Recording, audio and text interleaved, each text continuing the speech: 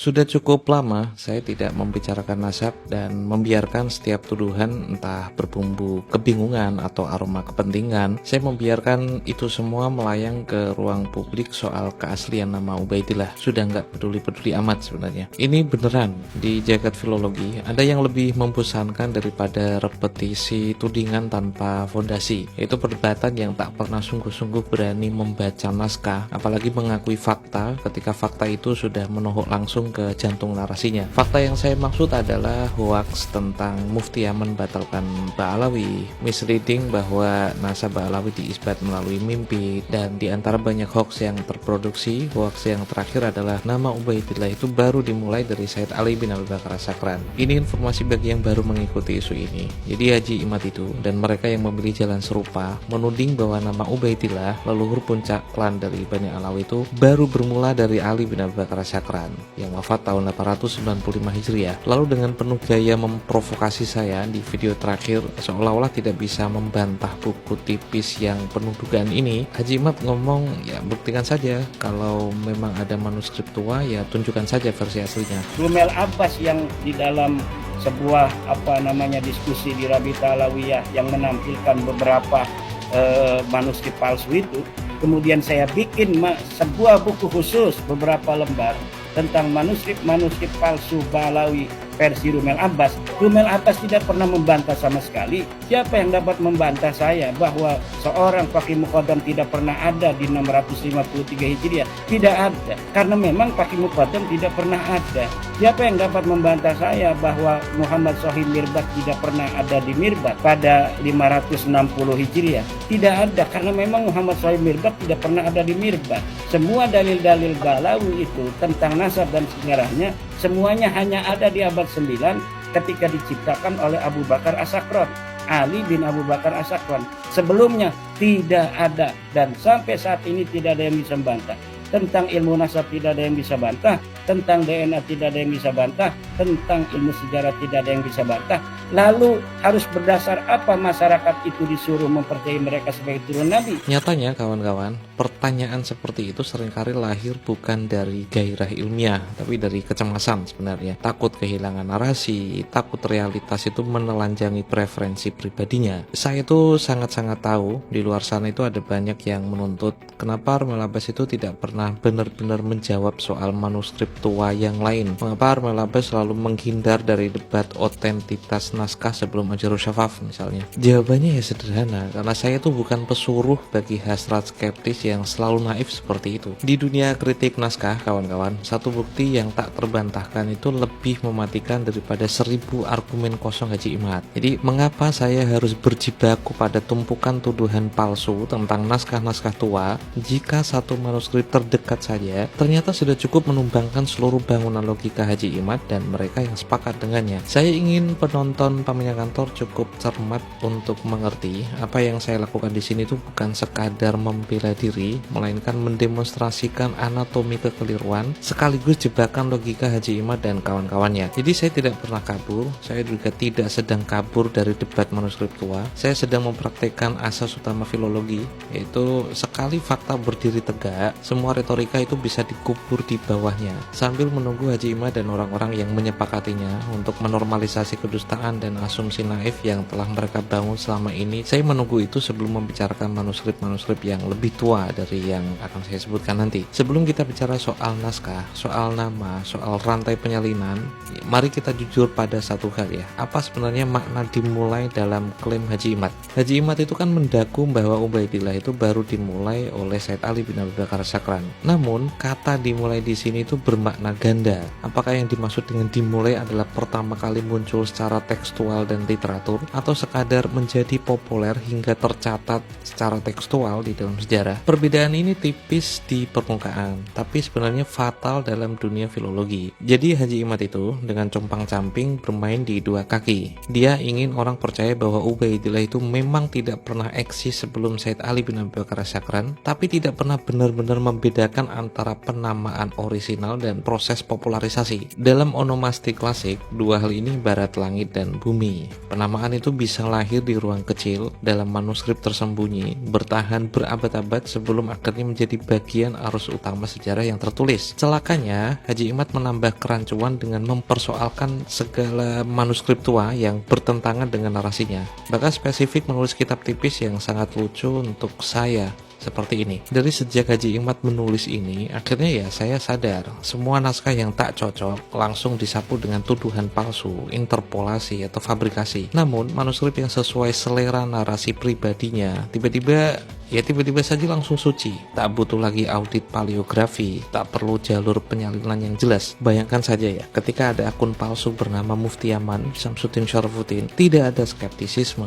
dianalisis secara metodologis pun tidak, atau minimal memvalidasi akunnya terlebih dahulu lah. Barulah ketika saya mintakan video anak Mufti Aman bahwa berita tentang ayahnya itu hoax, Haji Imad tidak pernah saya lihat mengakui kekeliruannya. Alih-alih dia itu membenarkan penukilan hoax yang dia ambil secara serampangan tanpa metode kritis yang selalu ia sembah-sembah itu. Setelah muncul klarifikasi terbaru dari Mufti Aman bahwa beliau tidak punya akun Facebook dan itu akun Facebook pendusta, yang muncul dari youtubernya ini, jadi kok Kiai Madudin dan Gus Tumail jadi korban Facebook palsu, agak menggelitik aja gitu.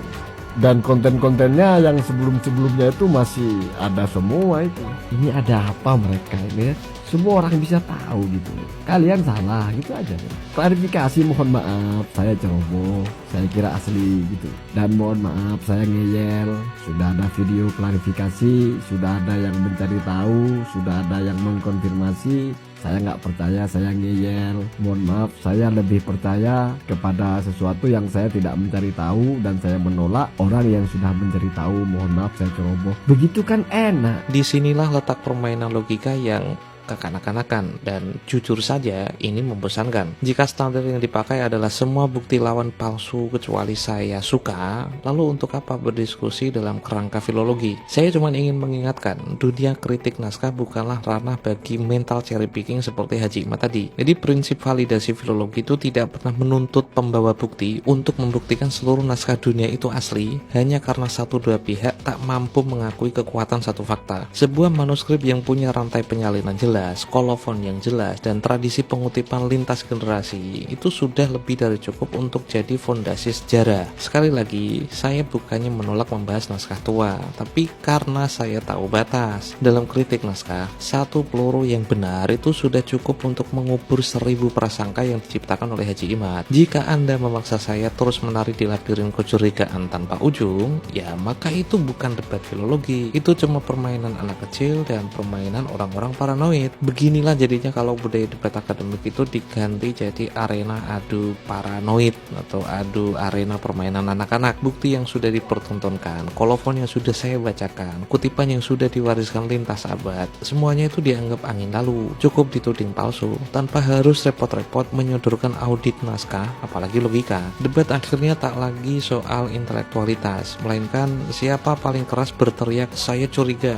Padahal kecurigaan tanpa argumen itu hanya kebisingan yang menyingkirkan kecerdasan mereka sendiri. Maka pencarian kebenaran itu berubah jadi teater absurd di mana data itu dipenjara dan narasi akhirnya ya jadi raja. Dalam dunia seperti ini, sejarah dan fakta itu bukan untuk ditemukan, tapi untuk dibunuh setiap kali tidak sesuai dengan selera mereka. Jika paranoid semacam ini terus didiamkan, ya lambat laun yang tersisa cuma reruntuhan intelijensia, sementara ilmu pengetahuan mati pelan-pelan dicekik oleh retorika tanpa akal. Sekarang mari kita bicara tentang bahasa yang hanya dikenal dalam gelanggang filologi, yaitu bukti keras, bukan dugaan. Saya tidak datang dengan rumor, saya datang membawa manuskrip Ajurus Syafaf. Salinan tertua yang saya pegang memang bertahun 1200, namun seluruh dunia kritik naskah itu tahu bahwa umur fisik manuskrip itu bukan satu-satunya ukuran. Yang lebih penting adalah data internal, yaitu kolofon yang menegaskan tahun penulisan, rantai penyalinan yang jelas, dan tentu isi teks itu sendiri. Apa yang membuat Ajurus Syafaf itu begitu berbahaya bagi narasi Haji Imad hingga akhirnya manuskrip terdekat dengan Ali bin Abi Bakar As-Sakran ini langsung dituduh palsu. Tercatat tegas di dalamnya bahwa naskah ini itu kan selesai ditulis pada tahun 820 Hijriah, tahun di mana Sayyid Ali bin Abi Bakar As-Sakran itu bahkan belum bisa membaca, baru berusia 2 tahun. Dan di antara lembaran itu terang benderang tertulis nama Ubaidillah, bukan sekadar sepenggal kalimat, bukan kisah lisan yang baru dikarang belakangan, tapi bagian organik dari teks. Jadi saya menantang siapa saja, tunjukkan di mana interpolasi itu terjadi,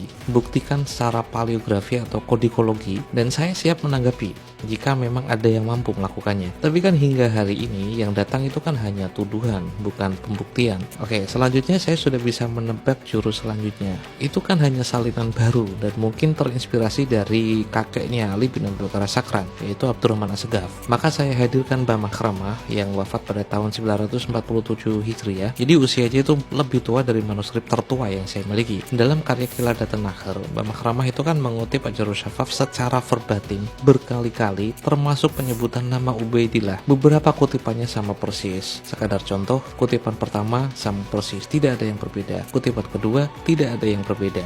Kutipan ketiga tidak ada yang berbeda. Semuanya nyaris sama dan signifikan. Dengan kata lain, jauh sebelum saya atau siapapun menemukan salinan tahun 1280 atau yang terbaru sekalipun, isi Ajurus Syafaf itu sudah beredar, sudah dikutip dan diakui oleh otoritas ilmiah di masa lalu. Dalam filologi, ini yang disebut dengan terminus antequim, yaitu batas pasti bahwa sebuah istilah, nama atau tradisi itu sudah eksis sebelum waktu tertentu. Jika Ubaidillah sudah muncul di Ajurus Syafaf yang ditulis tahun 820 Hijriah dan dikutip Mbah Makhramah yang wafat tahun 947 Hijriah, maka klaim bahwa nama itu baru dimulai oleh Ali bin Abi Bakar As-Sakran adalah dongeng yang gagal menyesuaikan diri dengan fakta. Saya tidak akan menuruti hasrat debat tanpa ujung karena satu fakta ini saja sudah cukup menghancurkan segalanya. Dan saya dapati kalimat dimulai tahun 855 itu masih digaungkan sampai sekarang. Ratusan tahun setelah orang yang dianggap bernama Faqih Muqaddam itu ada 653, baru ditulis tahun 895